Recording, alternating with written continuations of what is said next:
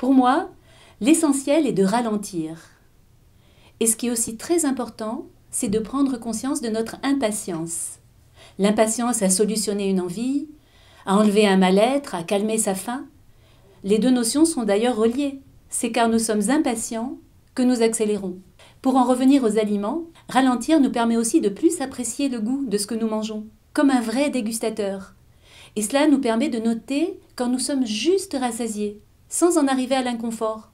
Et c'est ce qui fait toute la différence. C'est vraiment apprécier plus en mangeant moins. Le premier des outils pour ça, c'est l'entraînement à la méditation de pleine conscience, pour s'entraîner à être présent et conscient. Ce qui est aussi très important, c'est de faire une pause avant de manger tout aliment, même le plus petit grignotage, et d'évaluer à ce moment notre sensation de faim physique.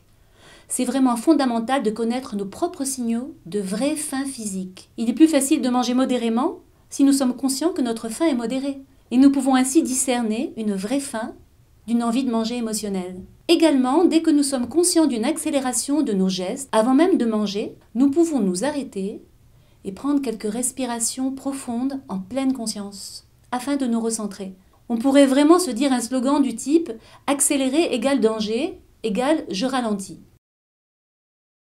Bien sûr, nous pouvons aussi trouver des tas d'autres astuces, comme par exemple de se servir dans des assiettes plus petites, de poser des couverts entre les bouchées, pour être plus concentré sur ce que nous mangeons, pour apprécier le goût. Mais déjà, le plus important, ce sont ces notions. Je prends conscience de mon impatience, je fais une pause, donc je ralentis, et je me demande quelle est ma vraie faim physique.